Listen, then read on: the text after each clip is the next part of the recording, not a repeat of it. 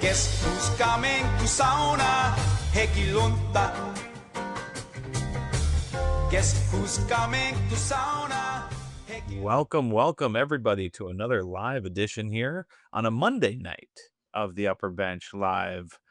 So we've got last week, Risto, I know we had a little bit of a technical difficulties, but with our guests, but we were still able to record. And that'll be coming out here in a couple of weeks, and really looking forward to that one. Risto, what is going on up there in Minnesota? You guys as hot still as it was? Yeah, today's just starting to cool down. That's So good. so that's kind of nice, yeah. Good deal. And then, yeah, Risto, tell our listeners, who did we end up getting to sit down with last weekend? Well, we had the author of The Opposite of Cold book, Michael Nordskog, and we had a great conversation with him, a great interview, and yeah, like you said, it'll come out in a few weeks. I was excited to do that episode. Very much so. Yeah, I know that book is something that we all talk about here every once in a while, especially, yeah, if anybody is interested in a sauna book, that is definitely the one to start with. If you don't have a sauna collection, highly recommend it. Looking forward to it. And Eero, looking good for somebody who just crossed the Atlantic. How was the travels? Well, it's just like I was in Finland. That was a while back, but I just came back from Detroit actually. Oh, Detroit. Yeah, Detroit very late last night. I was celebrating. I'm very happy that I was invited to celebrate the FinCam's 100th anniversary. So there was That's a lot of right. That's festivities. right. It's been there since 1925, and it was so crowded that I didn't get to buy a FinCamp 100 T-shirt because they were all sold out before I got the Wow. chance to buy one. But it was a beautiful day. I mean, a beautiful couple of days, and a lot of sauna. Wonderful, wonderful. Yeah. By the name, I assumed, and in my head, I was thinking, okay, yeah, Arrow's flying back from, Fin Camp. I just thought it was in Finland, but no, it was up in Michigan. Awesome. Risto, have you ever been? Uh, yes, I've been there for I think it was a Fin Fest or some sort of get together, and I was able to see their sauna, but I was never able to use the sauna. So I'm a little bit jealous that Arrow got to use it. Yeah. Yeah. Arrow, what kind of sauna was it? It's an old school, the real deal. It used to be a wood burner back in the day. Now it's a gas burner. But it was a very enjoyable. It's a big sauna. I think it would see it. Well, they had two saunas, one for ladies and one for men. And obviously I only tried the men's sauna, but I don't know. Maybe like it would seat 15 to 20 guys, maybe something like that. It was a sizable sauna, and obviously it helped a lot that it was such a beautiful weekend. So we had a little bit of rain, but not that much. And the place is actually it's in Wixom, Michigan, but it's totally private. So it's like it's not you cannot just go there. You have to be invited to be able to use. But a very nice, and you can jump from high up into the lake if you wanted to do so. I did not want to do that. I was just swimming the old people's way. So, but yeah, what a great weekend, and I also was lured into because of the sauna, the song, the music that we made with these two ladies. So I joined the stage with a very good band, and we played 3 songs together, and I got the guitar, make that guitar really loud, as not to break people's ears, but anyway. So is there a recording of that? Unfortunately, I don't. I was asking if anybody recorded that, but as of now, I don't know if nobody recorded, which is a shame, kind of a thing, because it takes a lot to join the stage, particularly if you haven't practiced anything. So And how was the steam in their sauna in the heat? it was good. It was good. They were, the both saunas there were two private saunas that I used during that weekend. One on Saturday after my presentation, and then one on Sunday yesterday before hitting the going back to the airport and hitting the plane. But no,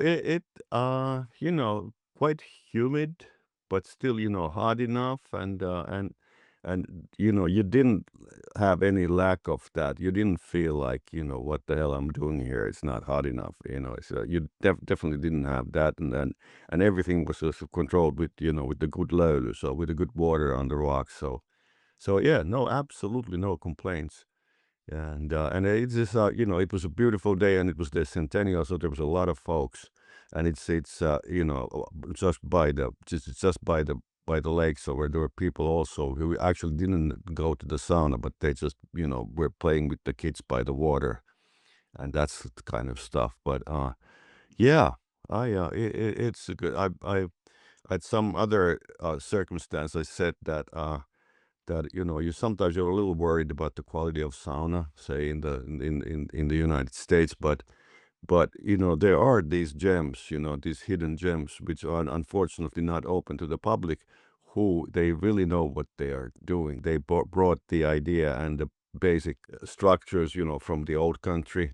They know exactly what they are doing, and it's kind of if you think about Finnish America, it's kind of a good thing. The thing is, because these kind of camps or whatever play resorts, you get your younger generation are going to joining you, not necessarily like if you just have some get together, some meetings or speeches or whatever, they're not interesting. But if you have like a resort, people of all ages are showing up, and so you can spread the culture, and in this case, obviously, sauna to a lot of newcomers.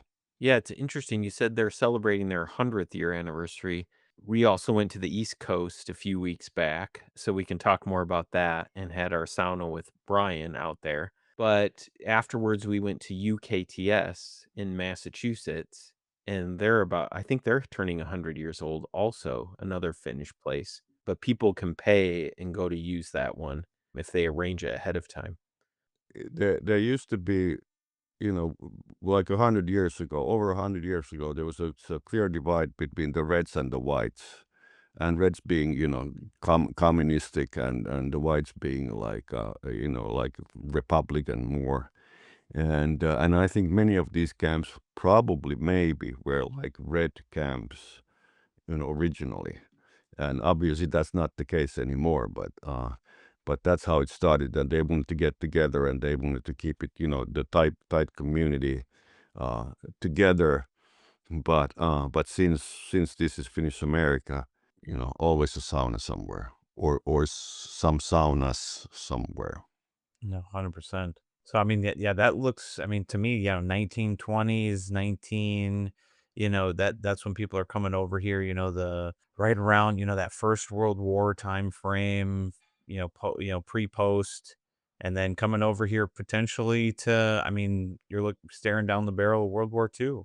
And there were a lot of Scandinavian immigrants that came over here and got citizenship to fight, and got all kinds of stuff. So definitely a time for a massive influx, from Europe. So I can definitely see that timing. It makes sense why you're seeing a lot of these centennial anniversaries. So that's cool. That's very cool. And then now Risto, was UKTS the one that had the smoke sauna, or where was that at? The smoke sauna was in New York. So we went out to the East Coast and we had used Southampton Spa with Bryon. So we should definitely talk about that. And then UKTS, which is it's an old Finnish cultural organization that it's become less and less Finnish, but it's still active and going, and pretty good crowd when we went there. And then the smoke sauna that you mentioned, that there's a gentleman who goes by the screen name online Catskill Weather. His name is Rudd, and he built himself a smoke sauna in the Catskills, in New York, after using one in Finland on a business trip. And then so he's been just kind of keeping the flame alive there in New York. It's been the only, like, really regularly used sauna that I know of in North America. But then a friend of his used his smoke sauna and was like, "Oh, I like that." So then they, like, brainstormed. He's like, "I gotta get one of those." And they brainstormed and then built this, so it's kinda like his second baby, and it's a two-story smoke sauna. I'll edit in some pictures, later, but it's a two-story smoke sauna. It's where the his are kind of like a separation of where the heater is on a kind of a lower, like, cellar level, and then where you bathe, the rocks are basically even with the floor level right above it. Alright, can you guys see that? Yeah, excellent. Love the stonework on the outside. Yeah, so here's the side. So this allows you to see the stone part in the bottom. That's actually where the heater is for his. And then the wooden part upstairs is where the hot room is, right above it. And his heater, we'll see in just a bit, can be used as a smoke sauna or as a continuously fired heater. You can, like, shut off which way or redirect which way the heat goes. This is from down by the pond. Cool.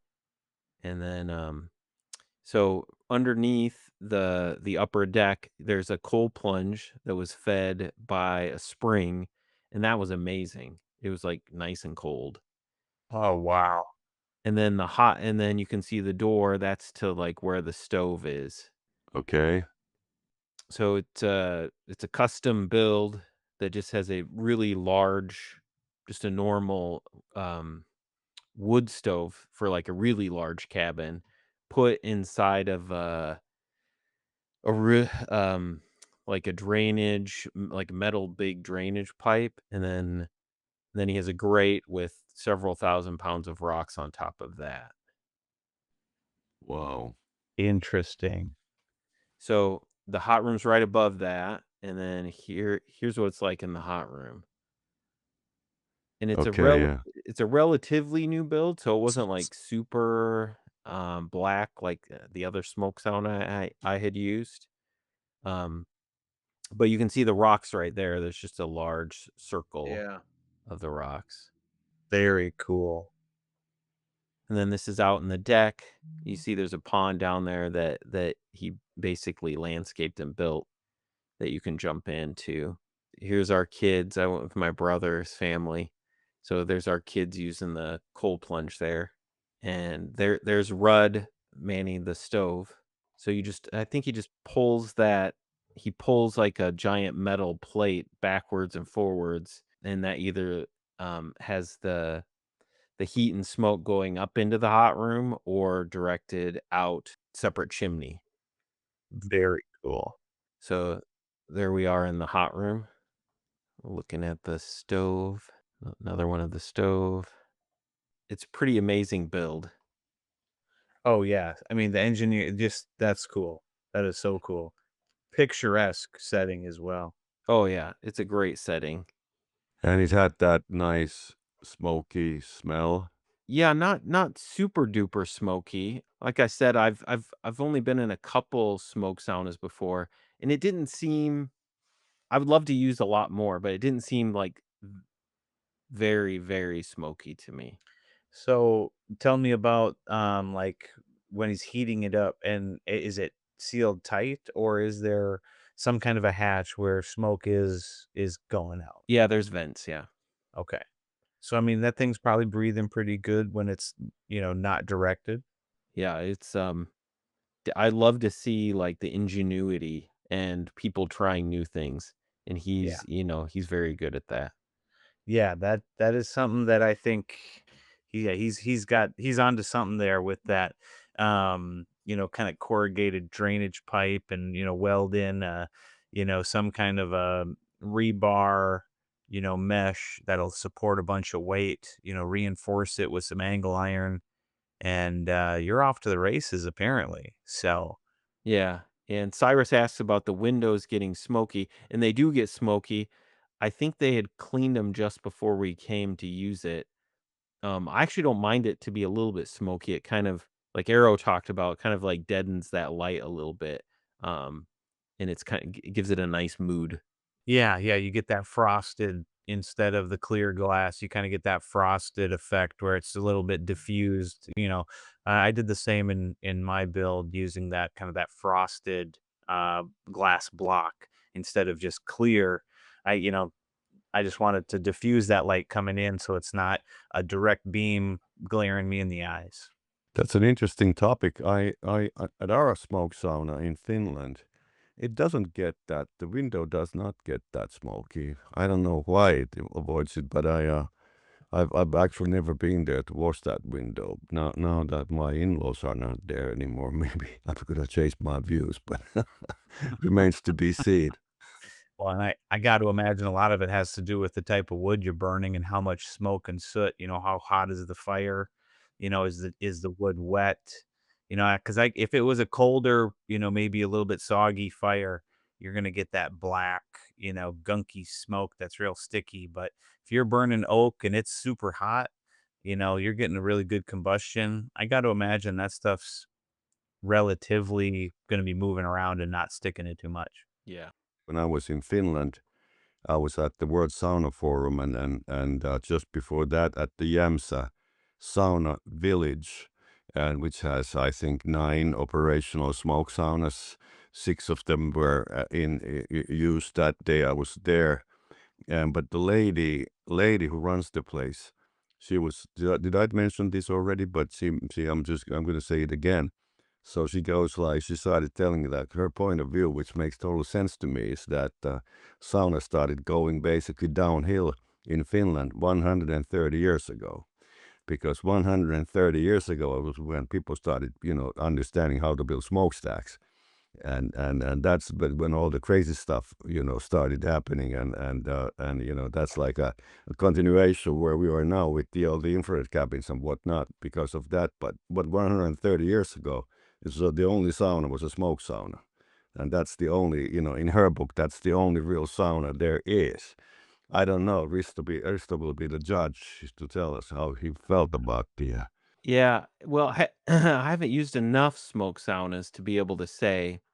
I think that might be a little bit of hyperbole, especially being that the earliest saunas probably weren't smoke saunas, right? They were probably tent saunas, like a Native American sweat lodge. Yeah. But then you also mentioned real quick, you mentioned you used, was it a pit sauna there? Yeah. So one of the saunas is basically an underground sauna. So it's just like, you don't go underground, but the sauna itself is underground. So you walk in, and that was an interesting experience. Because it's underground, the lifespan of that basic structure is only 10 to 15 years max. So you have to like keep fixing it because the logs will start rotting and whatnot. But it was I had a little bit of bad luck in because that was they had just heated that place up, and I was the first one to enter that sauna with my fellow North American Sauna Society board member. And so we were two were there, but it was just so, everything in that sauna was so hot that it's almost intolerable. I didn't go back, so there was a, people said that after we left, we tried to do sauna there for a while, but then obviously it like mellowed, cooled down and whatnot. So but must have been a fantastic sauna. Didn't that first experience didn't differ that much from a regular smoke sauna per se, but but it's just like I've been talking to some people like what the recent quote unquote recent development of sauna, because most of the saunas that are being sold in particular here in North America have like full glass windows. So like the glass covers all the front of the sauna, and it's kind of funny that that's the evolution have gone that way, because that's where you started from, like you said, that's just a wooden frame, like a sweat lodge type of an Inipi type, or Finland, or no, Europe. Europe, the exact exact the same thing back in the day.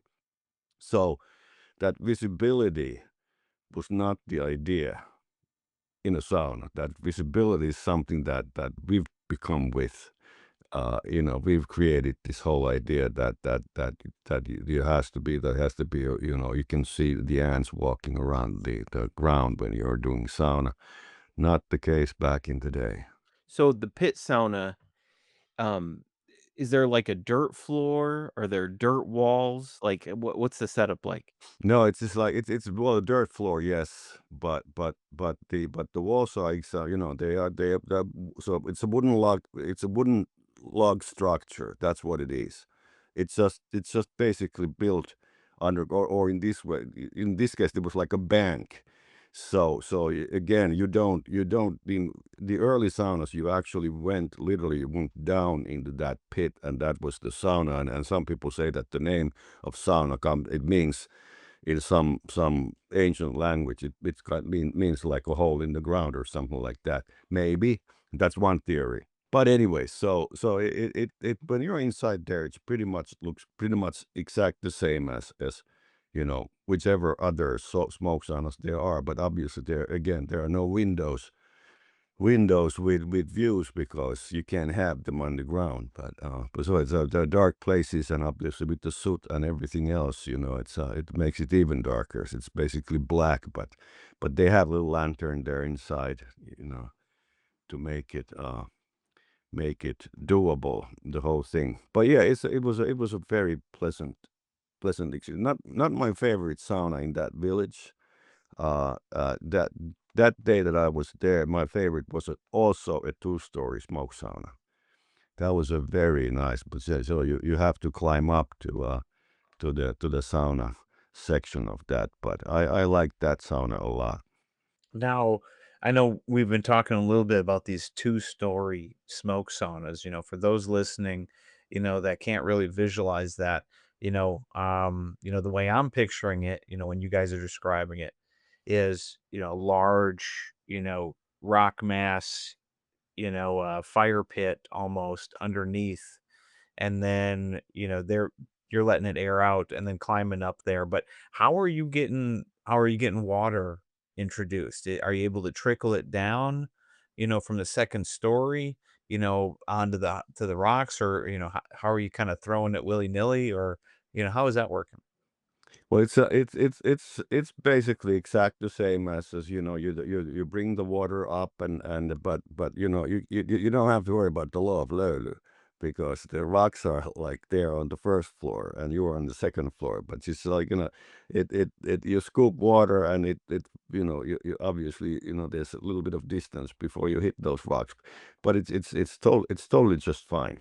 It's totally just fine, and for obvious reasons, they built those that way back in the day because, it's like the downstairs area, excluding the heater.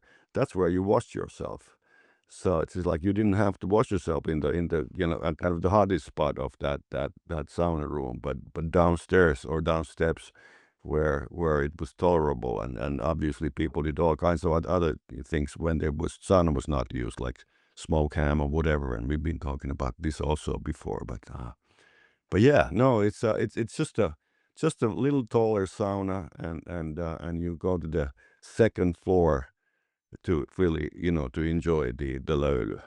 Yeah, most of the ones I've seen are somewhat like our personal sauna, even though ours isn't a smoke sauna. It was inspired by those older ones, where it's kind of like a loft in a barn, right, Arrow? Where you come inside, the kiosk is somewhere down below, and then you're just going up higher than you normally would in a sauna. A loft in a barn is exactly the way it is, basically. That is exactly what it is.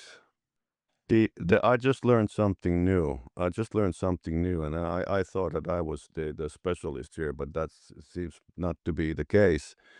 What I learned was that the final rounds you should be burning aspen. So we have a lot of birch. The last couple of loads should be aspen in this case. So what I'm gonna do in a couple of weeks, and when I'm flying back to Finland for a couple of weeks, I had to get my hands on some aspen Why logs. aspen? because it burns so clear. It's just like it's sort of like what they say is that it clears the whole system. It's The just like gets rid of the gunk that you are dealing with during the heating.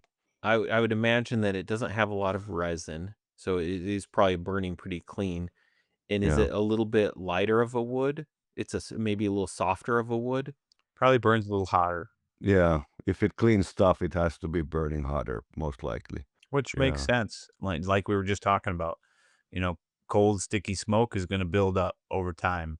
You got to burn it out, just like in your car. What do they call that? The old Italian tune-up. Sometimes you got to get it out on the highway and open it up a little bit and burn it out. So, same with any type of an exhaust system. Yeah. So, Arrow, I'd mentioned that we went to Southampton, and Sam, you got to make it there one of these days in Philadelphia. 100%.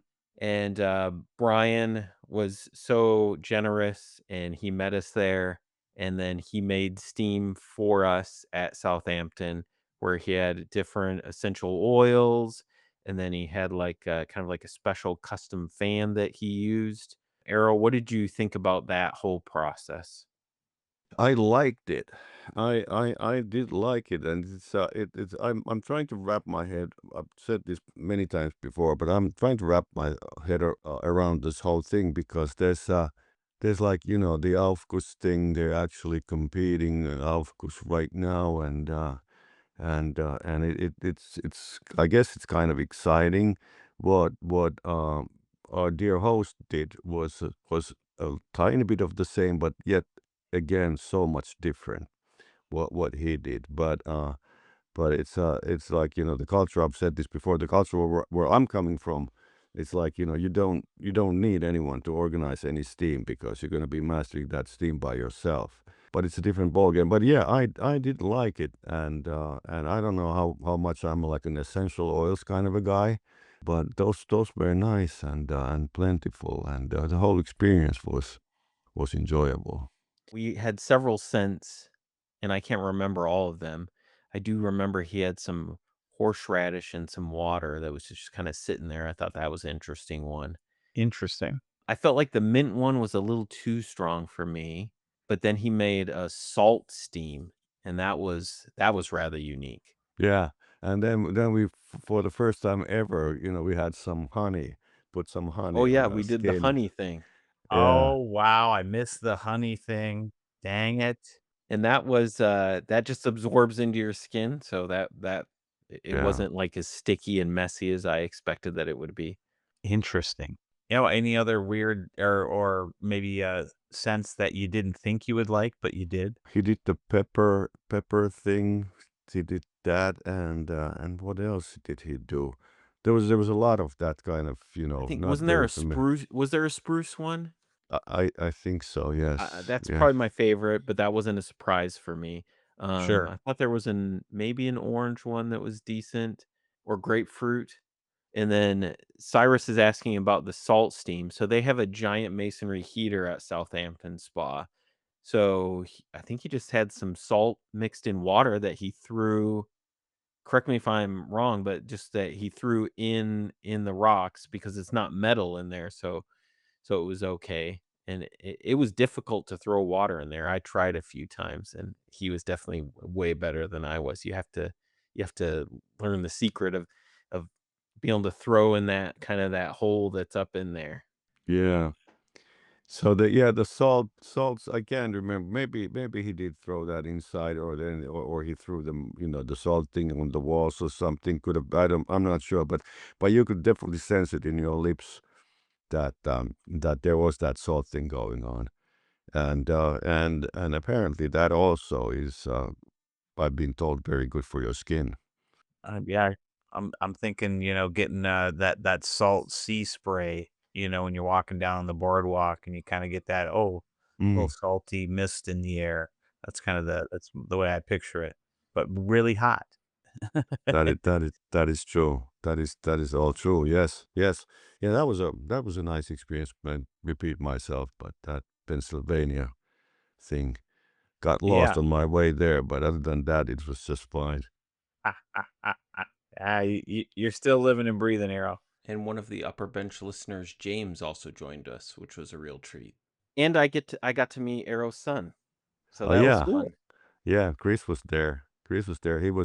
Chris was actually calling me today. He is in Helsinki, Finland, as we speak, and he was gonna go to the Aulas sea pool with his lady friend, and to have a dinner afterwards. So I'm gonna be hearing a report from downtown Helsinki sauna tomorrow.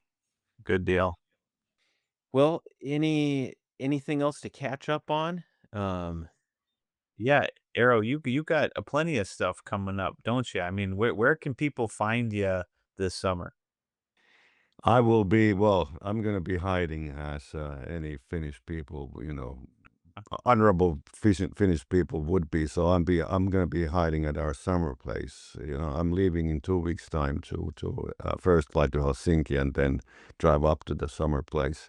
And then there I will do some savusauna, smoke sauna fixing and get that running, because it hasn't been running in a couple of years now. But anyway, so I'm there a couple of weeks. But when I come back, almost immediately, I'm traveling to the FinFest in Duluth, Minnesota. So that much I do know, that Duluth, Minnesota. It's from FinFest is from July 30th to August 4th. And Steve Leppälä is gonna be here. We're gonna be panelists, same panel. Larry Anderson from UP, he's gonna be there, and so many other people. So I'm actually gonna have 2 sauna talks there, and plus the panel discussion. So I'm gonna have 3 different occasions when I will speak. But yeah, looking forward to that one, and after that, I believe I will be in Washington D.C. and Chicago at some point, and obviously New York, my hometown, and we will do a speech here as well, sometime in the fall. But yeah, a lot of traveling. I've been around, and I'm still gonna be going around before all this is over. When this is over, I will miss this. I have to say that much. That it's obviously the most folks that I meet have some kind of a connection either to sauna or the Finnish America. But anyway, it's been such an eye opener. It's nice to see this beautiful country. Absolutely. No, it's awesome catching up with you guys. Yeah, everybody. Yeah, let us know what you think about the Monday night catch up. Maybe if this works for people, we'd love to do it. We're always just kind of bobbing and weaving with our schedules, so you never really know when we're going to be on. And we appreciate all you guys that do tune in to these live when they do pop up. And we'll try to do our best to give you what you want. If you've got content ideas, if you've got questions, or if you want us to go somewhere and sauna with you, let us know. We're always down to see if something makes sense for another sauna trip. We love going out there and meeting you guys and kind of recording our travels. So, Risto, what do we got here from Cyrus? Says they could show his in-progress sauna if technically possible on his phone, and he has a question about it. I'll put a link in the chat here. And then you can try and join on your screen. We'll see if the technology on your phone. We'll see if the technology works. So go ahead and click that link, and it should ask for permission to use your camera and your microphone, and then you can pop on. Hey, there he is. Cyrus, how are you? Hey guys, Hey. thanks for having me. Yeah, thanks for coming on the show. Well, so I'm kind of like an upper bench devotee. I just got this Eero sauna a while ago, and I'm working on my sauna here.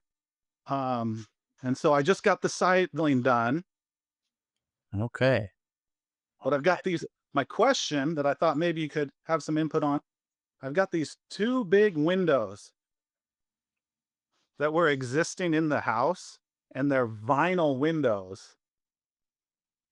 And I've opted to include them in the sauna. But my plan is to make another window. I hope you guys can see. I've Yep. got this 2x4 frame, and I'm going to put a big pane of glass here to insulate the vinyl window and seal it up with some like felts all around the edge. Does that sound like a good idea? I mean, yeah, I mean, essentially, you're putting another pane, or another almost like a little vacuum there, if you will. But it just depends on how much sealing you're gonna do there. Because like you said, maybe felt something to let it breathe a little bit. Because if you're not filling that void, with nitrogen or sucking it, completely vacuuming it out and then sealing it up, you're gonna have moisture back there. So you're gonna have condensation issues when the outside temps change and when your sauna heats up and cools down. So having that area between that window and your vinyl window is going to have to breathe along with the rest of that sauna. Otherwise, you're probably going to be looking at condensation issues. Yeah, and it looks like those outside windows open, so at least they're not sealed shut. So, like a big single pane of glass. I would think that that would do the trick to keep the heat away from the vinyl. Um, Trying to think of how you could check that. If any of our listeners take any temperatures outside there, if they have a glass window, they could check to see like how hot it is a little way from a window. Cyrus, are you coming? Where are those windows facing, and where are you calling us from? They face south. And what was your other question? And where are you located at? Iowa. Yeah. Okay, yeah. So you're getting that south facing sun. It's going to be a little steamy. Yeah, I think you should be able to have that breathe. I think that should work, and I love to hear that there's a good sauna build happening in Iowa.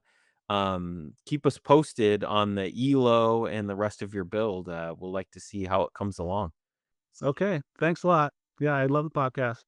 Oh, thank you so much, Cyrus. We appreciate you, man. And uh, maybe even look at something like when you're riding on a plane and you see the little window that they have there, and it's got that little hole in it, and that's what that hole is for condensation. And that just allows air to come and go, and you're not creating a whole nother space.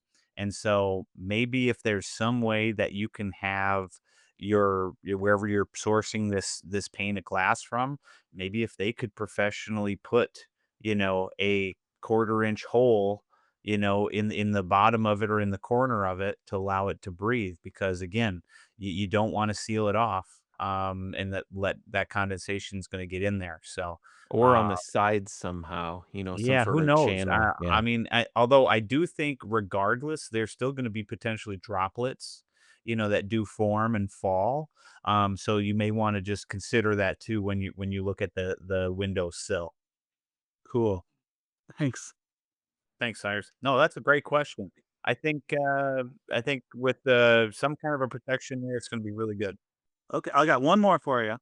What do you guys think about the circle windows, the style of the circle window? I noticed in that amazing sauna you were showing, they've got that huge circle window. I like a circle window, but it's also kind of, I don't know, is that just a fad?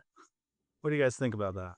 I've had saunas with circular windows and square windows. It's but I think it's kind of a fad, yes, I think, and up to a point. But I don't know. It really doesn't make a difference.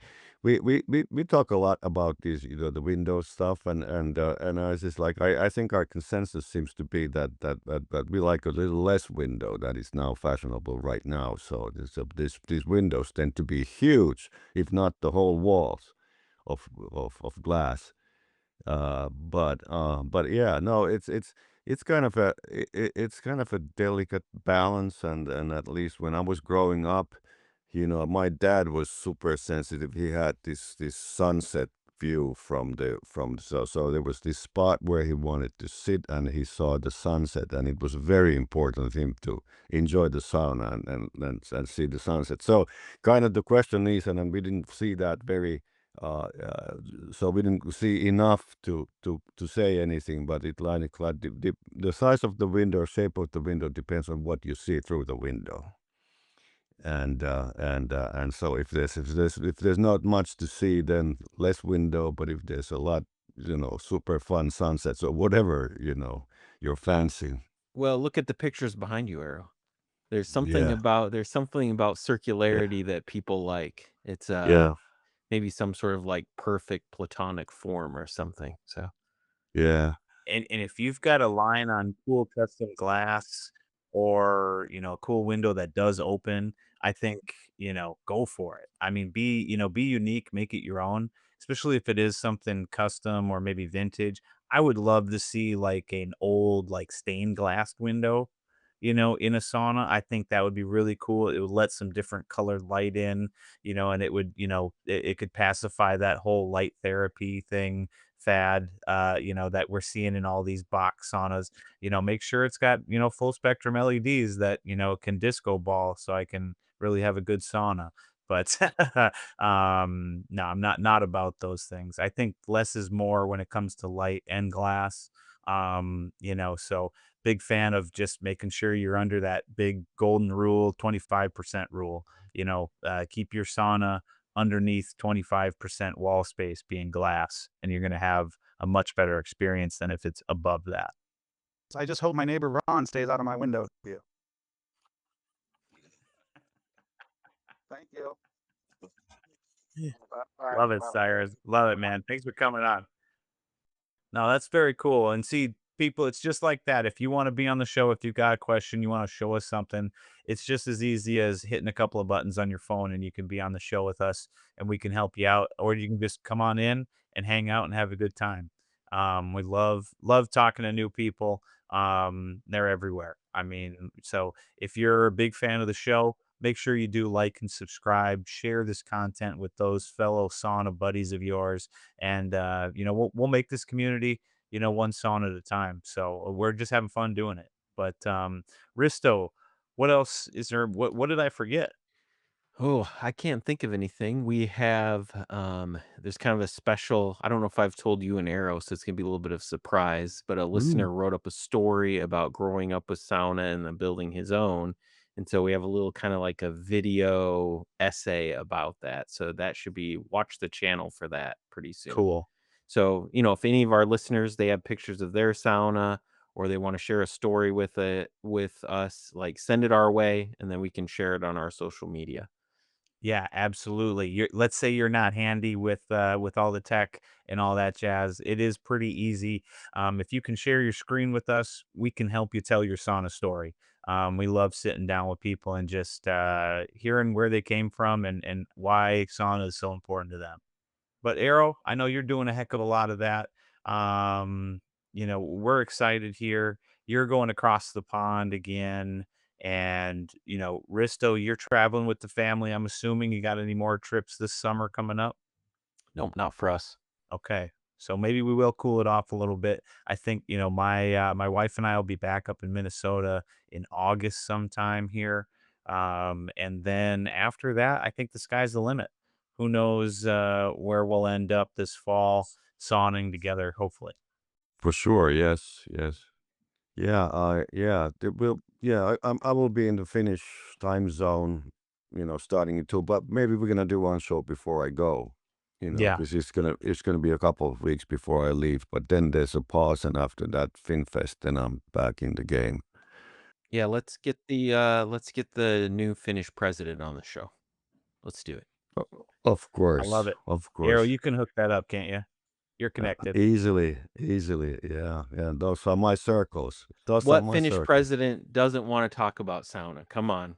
Like, I know we've That's got all kinds of some world stuff going on, but like Finnish presidents need to be talking about sauna. At least once a week. Yeah, yeah, no, no, yeah, no. You are absolutely right, and my host yesterday happened to be the honorary consul of Finland in Michigan. So it's Jim Curti and him are Kevin Nurmi. Those are the consuls of great state of Michigan. But anyway, so it's just, I do meet these people, but not at the presidential level. But obviously, that's going to be easily fixed. Well, pretty soon they'll be asking to meet us. Yeah, exactly, exactly. Awesome, gentlemen. Well, hey, you guys have a great evening. I think we're going to wrap her up here. But yeah, stay tuned for more sauna content, guys, and reach out to us. Let us know what you need.